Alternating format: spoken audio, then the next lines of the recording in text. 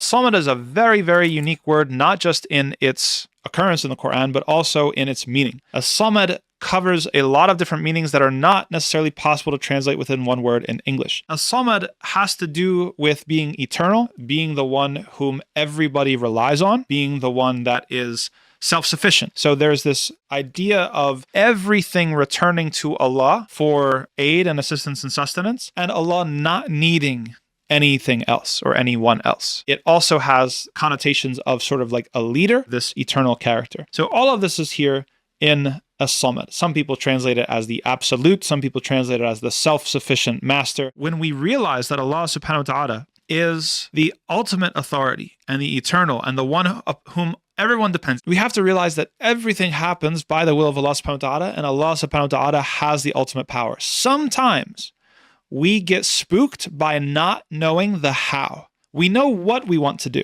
right? We know what the right thing to do is.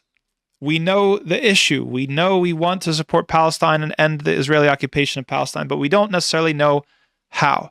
Now, there's a certain degree to which we have to theorize and put our heads together and plan, but there's another sort of type of thought that maybe can get dominated by too much relying on material means. Basically not recognizing Allah's hand of providence in all of this. That Allah subhanahu wa ta'ala will deliver results in ways that you cannot anticipate. Okay, so some people, they look at, the situation, they say there's no possible way we're ever going to do it. That's a similar attitude, by the way, of Bani Israel.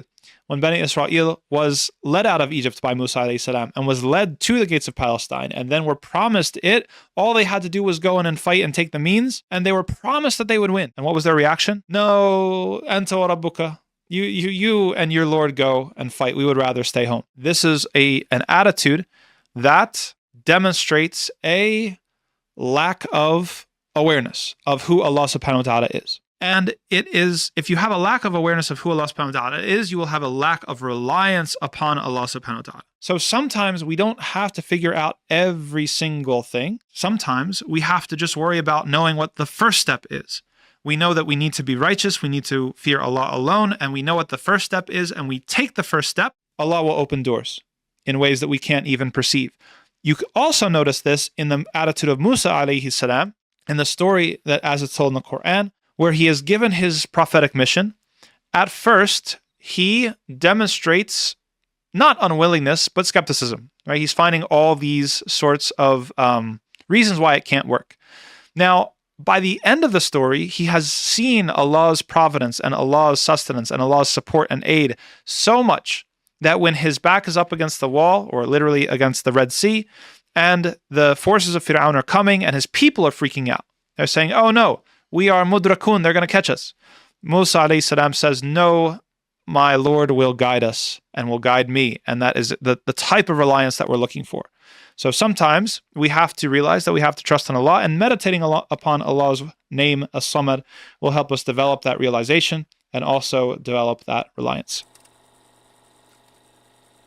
Use our social natures as human beings for us and not against ourselves. When it comes to the pull of social norms, he breaks it down into three main categories. We follow people who are close to us. Number one, that's the first category. Number two, we follow the many, the majority. Okay. And number three, we follow the powerful and the famous. These are the three main types of people that we imitate. When you see the hairstyles, the clothing styles, or anything else that we have, when it comes to the close, obviously that means the people who you are around, the people you surround yourself with. If you want to be a good basketball player, you need to befriend good basketball players. You need to hang out with other good basketball players. If you want to get closer to the deen and learn Islam, socially, you should surround yourself with other people who have that same goal, who also want to learn about Islam. It will become very, very easy and automatic to do so. If you want to be a good student, just good at studying, then you're not going to hang out with the flunkies, the people who don't take their studies seriously. You need to hang out with people who are serious students. The second, talking about the many, that people tend to follow the herd.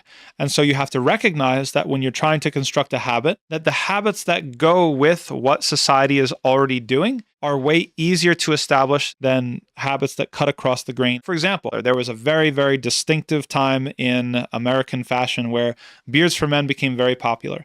And people would joke, but it was a valid point.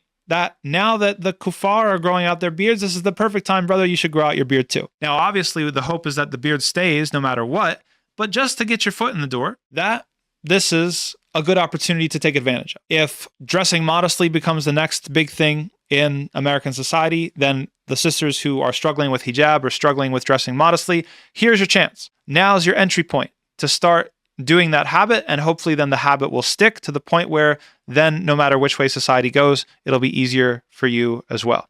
And then the third point, the powerful people are addicted to success for good reasons and bad reasons.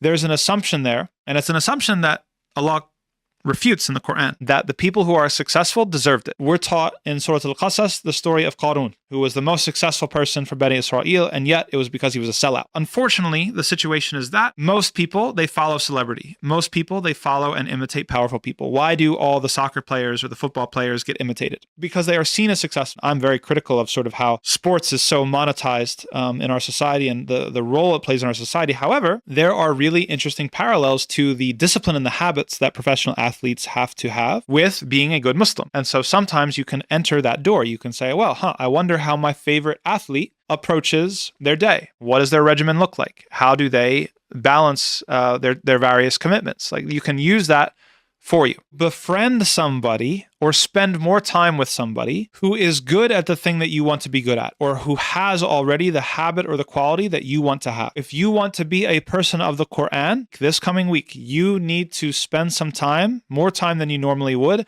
with somebody who is good at the Quran.